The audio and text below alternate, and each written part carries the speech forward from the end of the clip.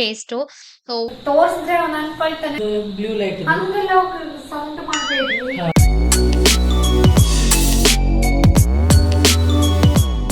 Hello ಸ್ನೇಹಿತರೆ, welcome back to my channel. Good morning ಸ್ನೇಹಿತರೆ. ಗುರುವಾರದ ವ್ಲಾಗ್ ಇದು.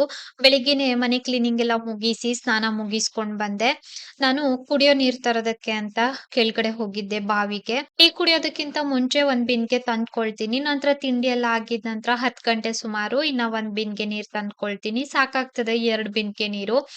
ಈ ಬಿನ್ಗೆ ಸ್ವಲ್ಪ ದೊಡ್ಡದಾಗಿದೆ, ಹಾಗಾಗಿ ಇವತ್ತು ಗುರುವಾರ ಆದ್ರಿಂದ ದೇವ್ರ ಮನೆಯೆಲ್ಲ ಕ್ಲೀನ್ ಮಾಡ್ಬಿಟ್ಟು ಇವಾಗ ಪೂಜೆಗೆ ರೆಡಿ ಮಾಡ್ಕೊಳ್ಬೇಕು. ನಾನು ಮೊದ್ಲಿಗೆ ದೇವರಿಗೆ ಮುಡಿಸಿದಂತಹ ಹೂವ ಎಲ್ಲ ತೆಗೆದು ದೇವ್ರ ಪಾತ್ರೆನ ತೊಳ್ಕೊಂಡ್ ಬರ್ತೀನಿ. ಹಾಗೆ ದೇವ್ರ ಮನೆಯೆಲ್ಲ ಒರೆಸ್ಬಿಟ್ಟು ಹೂವ ಎಲ್ಲ ಹಾಕಿದೀನಿ. ದೇವ್ರಿಗೆ ರಂಗೋಲಿ ಎಲ್ಲ ಹಾಕ್ಬಿಟ್ಟು ಇವಾಗ ದೇವ್ರಿಗೆ ದೀಪ ಹಚ್ತೀನಿ. ನಮ್ಮನೆಯವ್ರು ಬಂದು ದೇವ್ರಿಗೆ ಆರತಿ ಮಾಡ್ತಾರೆ. ಧೂಪ ಮತ್ತೆ ದೀಪ ಎಲ್ಲ ನಾನು ಹಚ್ಚೋಗಿರ್ತೀನಿ. ಇವ್ರು ಒಂದು ಆರತಿ ಮಾಡ್ತಾರೆ, ಅಂದ್ರೆ ಗುರುವಾರದ ದಿನ ಮಾತ್ರ. ಮಿಕ್ಕಿದ ದಿನ ಎಲ್ಲ ನಾನೇ ದೀಪ ಹಚ್ತೀನಿ. ನನ್ಗೆ ಈ ಧೂಪದ ಸ್ಮೆಲ್ ಅಂತಂದ್ರೆ ತುಂಬಾ ಇಷ್ಟ. ವಾರಕ್ಕೊಮ್ಮೆ ಮಾತ್ರ ನಾನ್ ಧೂಪ ಹಚ್ಚುವಂತದ್ದು. ತುಂಬಾ ಚೆನ್ನಾಗಿದೆ. ಈ ಕೋನ್ ಬಂದು 72 ರೂಪಾಯಿನೋ 80 ರೂಪಾಯಿನೋ ಇದೆ ಒಂದ್ ಬಾಕ್ಸಿಗೆ. ಅದ್ರಲ್ಲಿ 12 ಪೀಸ್ ಇರ್ತದೆ ಅಷ್ಟೇನೆ. ಅಂದ್ರೆ 12 ದಿನ ಹಚ್ಚಬಹುದು. ಆದ್ರೆ ಘಮ ಚೆನ್ನಾಗಿರ್ತದೆ. ದೇವ್ರ ಪೂಜೆ ಎಲ್ಲ ಮುಗಿಸಿ ನಾನು ತಿಂಡಿಗ್ ಬಂದೆ. ಇವತ್ತು ತಿಂಡಿ ಬನ್ಸ್ ಮಾಡಿದ್ದೆ ನಾನು. ಬೆಳಿಗ್ಗೆ ತಿಂಡಿ ಬನ್ಸನ್ನ ಹಾಗೆ ನಾನು ಲಟ್ಟಿಸ್ಕೊಂಡು ಎಣ್ಣೆನಲ್ಲಿ ಕರ್ಕೊಳ್ತಾ ಇದ್ದೀನಿ. ಕೆಲವೊಂದು ಚೆನ್ನಾಗಿ ಉಬ್ಕೊಂಡ್ ಬಂತು, ಕೆಲವೊಂದು ಉಬ್ಕೊಂಡ್ ಬಂದಿಲ್ಲ. ಹೊರಗಡೆ ತುಂಬಾ ಜೋರಾಗಿ ಮಳೆ ಕೂಡ ಬರ್ತಾ ಇತ್ತು, ಹಾಗಾಗಿ ನಾನು ಸ್ವಲ್ಪ ಈ ಕಿಟಕಿನ ಕ್ಲೋಸ್ ಮಾಡ್ಕೊಂಡಿದೀನಿ, ಮಳೆ ನೀರೆಲ್ಲ ಒಳಗಡೆ ಬರ್ತದೆ ಅಂತ.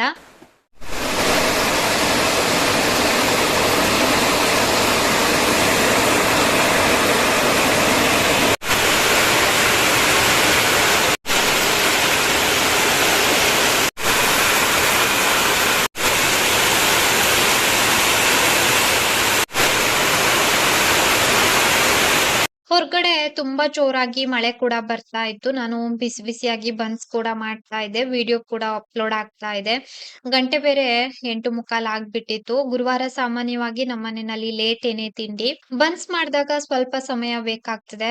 ಕರೆಂಟ್ ಬೇರೆ ತೆಗ್ದ್ಬಿಟ್ಟಿದ್ರು. ತುಂಬಾ ಜೋರ್ ಗಾಳಿ ಮಳೆ ನಮ್ ಕಡೆ ಅಂತೂ ತುಂಬಾ ದಿನ ಆಯ್ತು. ವಿಪರೀತ ಗಾಳಿ ಮಳೆ ಬರ್ತದೆ, ಬರೇ ಮಳೆ ಅಷ್ಟೇ ಬರೋದಿಲ್ಲ. ನನ್ಗೆ ಈ ಬನ್ಸ್ ಅಂತಂದ್ರೆ ತುಂಬಾ ಇಷ್ಟ. ಯಾರಿಗೆಲ್ಲ ಇಷ್ಟ ಅಂತ ಕಾಮೆಂಟ್ ಮಾಡಿ ಆಯ್ತಾ. ಹಾಗೆ ತಿಂಡಿ ಎಲ್ಲ ಮುಗಿಸ್ಕೊಂಡು ಇವತ್ತು ಬೇಗನೆ ಅಡ್ಗೆ ಮಾಡ್ಬಿಟ್ಟಿದ್ದೆ, ಕರೆಂಟ್ ತೆಗಿತಾ ಇರ್ತಾರೆ ಅಂತ ಹೇಳ್ಬಿಟ್ಟು. ಒಮ್ಮೆ ಕರೆಂಟ್ ಬಂದಿತ್ತು. ಅಳಸಂಡೆ ಕಾಳು ಸಾರ್ ಮಾಡಿದ್ದೆ, ಕೊನೆಯಲ್ಲಿ ಒಂದು ಒಗ್ಗರಣೆ ಕೂಡ ಹಾಕಿದ್ದಾಯ್ತು.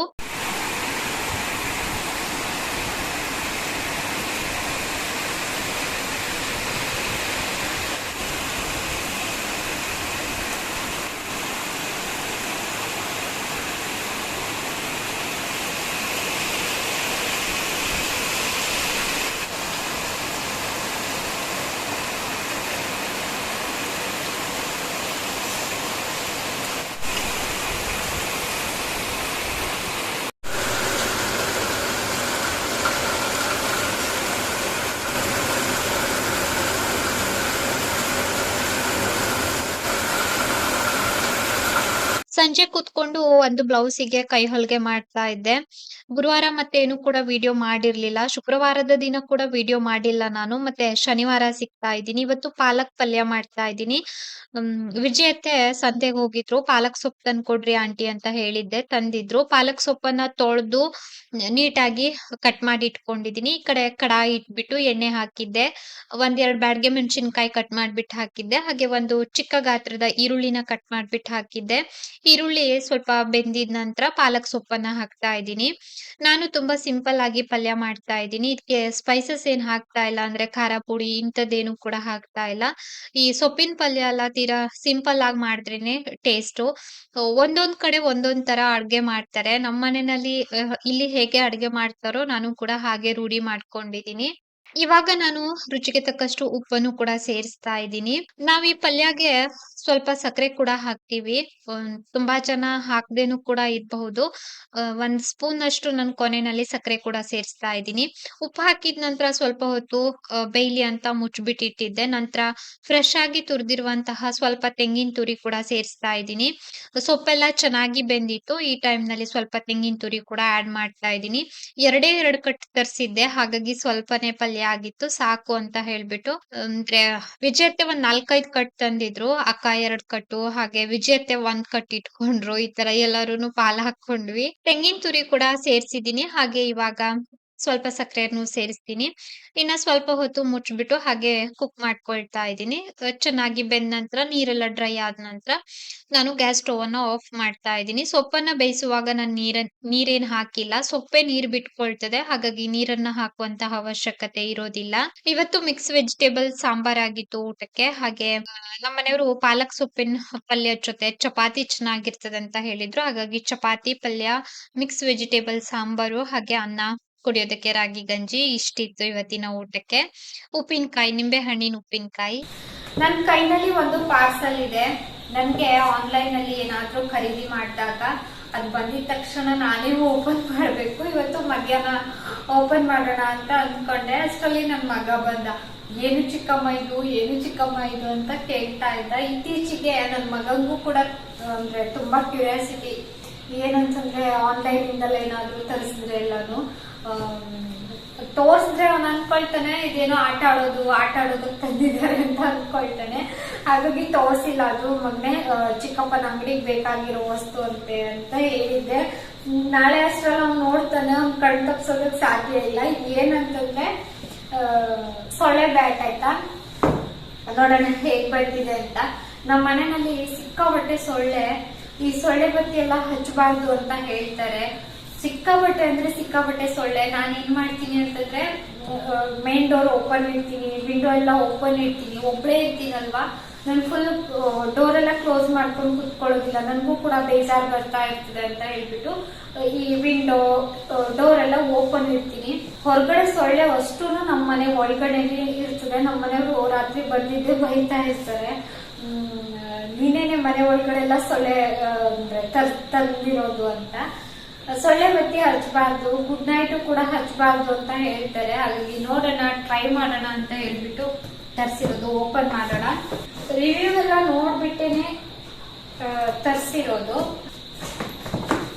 ಓಹೋ, ಈ ತರ ಅದು ಇಡೀ ಪಾಪು ಕೇಳ್ತಿದ್ದ ಬಾಕ್ಸ್ ಬೇಡವಾ ಅಂತ ಹೇಳಿ. ಅವ್ ನಾಳೆ ಏನಾದ್ರು ಆಡೋದು ಸಂಡೇ ಅಲ್ಲ, ನಾಳೆ ಏನಾದ್ರು ಇದು ಚಾರ್ಜ್ ಮಾಡ್ಬೇಕಾ? ಇದರಲ್ಲಿ ಸೊಳ್ಳೆ ಹೋಗ್ತದೆ ಏನೋ ಗೊತ್ತಿಲ್ಲ.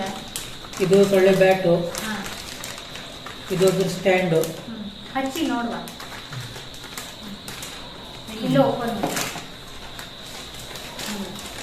ಇದನ್ನ ಇವಾಗ ಹಚ್ಬಿಟ್ಟು ತೋರಿಸ್ತೀನಿ ಆಯ್ತಾ. ಬ್ಯಾಟ್ರಿ ಬೇರೆ ಲೋ ಇದೆ. ಹಾಗೆ ನಾನು ಮೊನ್ನೆ ಹೇಳ್ಬಿಡ್ಲ ರೀ. ಈ ಕಡೆ ಬನ್ನಿ, ತೋರಿಸಿ ಒಂದು. ಇದು ಬ್ಯಾಟ್.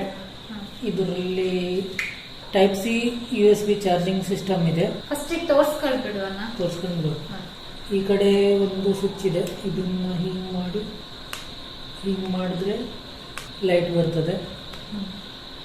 ಲೈಟ್ ಬಂದ ನಂತರ ಸೊಳ್ಳೆ ಬಂದ್ರೆ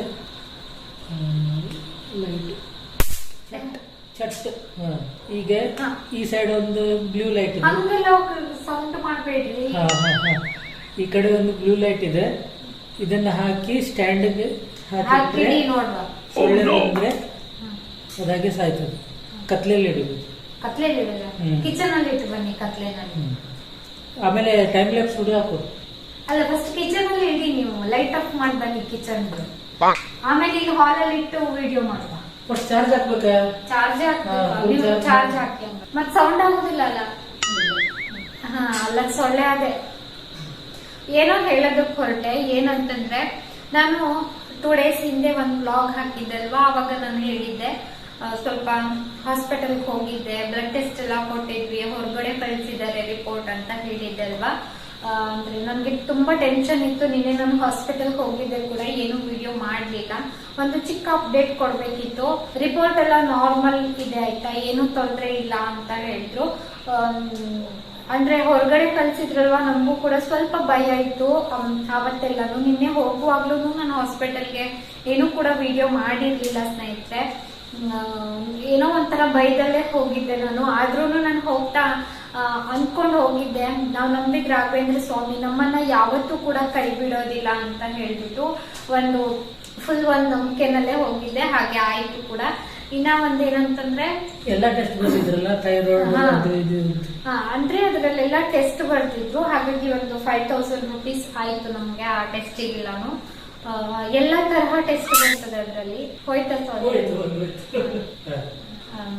ಇನ್ನ ಒಂದೇನಂತಂದ್ರೆ ಮೊನ್ನೆ ಬ್ಲಾಗ್ ನೋಡಿದ ಪ್ರತಿಯೊಬ್ರು ಟೆನ್ಷನ್ ಮಾಡ್ಕೊಳ್ಬೇಡಿ ವಿದ್ಯಾ ಅಂತ ಅಂದ್ರೆ ತುಂಬಾ ಪ್ರೀತಿಯಿಂದ ಒಂದು ಆತ್ಮೀಯತೆಯಿಂದ ನನಗೆ ಕಾಮೆಂಟ್ ಪಾಸ್ ಮಾಡಿದ್ರು.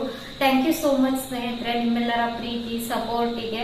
ನನಗೆ ತುಂಬಾ ಬಾರಿ ಅನ್ಸಿದ್ದು ಕೂಡ ಉಂಟು, ನಾನು ಈ ಫೀಲ್ಡ್ಗೆ ಬಂದಿಲ್ಲ ಅಂತ ಅಂದಿದ್ರೆ ನಾನು ಹೇಗಿರ್ತಾ ಇದ್ನೋ ಏನೋ ಅಂತ ಹೇಳ್ಬಿಟ್ಟು. ಅಂತಂದ್ರೆ ಸಾಕಷ್ಟು ಸಾರಿ ನನಗೆ ಬೇಜಾರಾದಾಗ, ನಾನು ತುಂಬಾ ವಿಚಾರಗಳನ್ನ ಹೇಳ್ಕೊಂಡಾಗ ನೀವು ಸಾಕಷ್ಟು ಧೈರ್ಯದ ಮಾತನ್ನ ಹೇಳಿದ್ದೀರಿ ತುಂಬಾ ಜನ. ಇವತ್ತು ಕೂಡ ಒಂದು ಕಾಮೆಂಟ್ ನೋಡಿದೆ, ಅಕ್ಕ ಟೆನ್ಷನ್ ಮಾಡ್ಕೊಳ್ಬೇಡಿ, ನಮ್ಮ ಅಮ್ಮಗೆ ನಾನು ನಮ್ಮ ಅಪ್ಪ ಅಮ್ಮ ಮದ್ವೆ ಆಗಿ 16 ವರ್ಷಕ್ಕೆ ಹುಟ್ಟಿದ್ದು ಅಂತ ಹೇಳ್ತಾ ಇದ್ರು ವ್ಯೂವರ್ಸ್ ಒಬ್ರು. ಈ ತರ ನಿಮ್ಮೆಲ್ಲರ ಸಪೋರ್ಟು ಸ್ನೇಹಿತರೆ, ನಾನು ಇಷ್ಟು ಸ್ಟ್ರಾಂಗ್ ಆಗಿದ್ದೀನಿ ಅಂತ ಹೇಳೋದಕ್ಕೆ ಕಾರಣನೇ ಅದು. ಈ ಫೀಲ್ಡ್ ಆಯ್ಕೆ ಮಾಡ್ಕೊಂಡಿಲ್ಲ ಅಂತಂದ್ರೆ ನಾನು ಮೆಂಟಲಿ ಏನಾಗ್ತಾ ಇದ್ನೂ ಗೊತ್ತಿಲ್ಲ. ಅಂದ್ರೆ ಮುಂಚೆ ಎಲ್ಲ ನಾನು ಯೂಟ್ಯೂಬಿಗೆ ಬಂದ ಹೊಸದಲ್ಲೆಲ್ಲಾನು ಅಂದ್ರೆ ಒಂದೊಂದು ಸಬ್ಸ್ಕ್ರೈಬರ್ ಆದಾಗ್ಲೂ ಏನೋ ಒಂಥರ ಖುಷಿ. 1ರಿಂದ 1,000 ಆಗ್ಬೇಕು, 10,000 ಆಗ್ಬೇಕು, 50,000 ಆಗ್ಬೇಕು, ಲಕ್ಷ ಆಗ್ಬೇಕು, ಈ ತರ ಇದ್ರ ಮೇಲೆನೆ ನಾನು ಅಂದ್ರೆ ಜಾಸ್ತಿ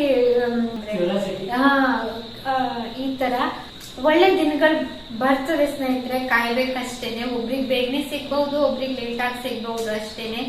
ದೇವರು ನಮ್ಗೆ ಮೋಸ ಮಾಡೋದಿಲ್ಲ, ನಮ್ ನಂಬಿಕೆ ದ್ರೋಹ ಮಾಡೋದಿಲ್ಲ ಅನ್ನುವಂತಹ ನಂಬಿಕೆ ನನಗಿದೆ. ನೋಡೋಣ, ಕಾಯೋಣ ಅಷ್ಟೇನೆ. ಕೆಲವೊಮ್ಮೆ ನಾನು ತುಂಬಾ ಸ್ಟ್ರಾಂಗ್ ಆಗಿ ಇರ್ತೀನಿ, ಕೆಲವೊಮ್ಮೆ ಸ್ವಲ್ಪ ಬೇಜಾರಾಗ್ತದೆ. ಯಾವಾಗ್ಲೂ ಕೂಡ ಒಂದೇ ರೀತಿ ವಿಚಾರ ಮಾಡ್ತಾ ಇರೋದಕ್ಕಾಗೋದಿಲ್ಲ ಅಲ್ವಾ. ಇವಿಷ್ಟನ್ನ ಹೇಳ್ಬೇಕಿತ್ತು.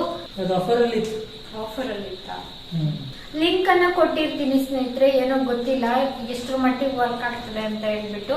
ಇವತ್ತಿನ ವಿಡಿಯೋನು ಕೂಡ ಇಲ್ಲಿಗೆ ಎಂಡ್ ಮಾಡ್ತಾ ಇದ್ದೀನಿ. ವಿಡಿಯೋ ನೋಡಿದ್ದಕ್ಕಾಗಿ ಧನ್ಯವಾದ.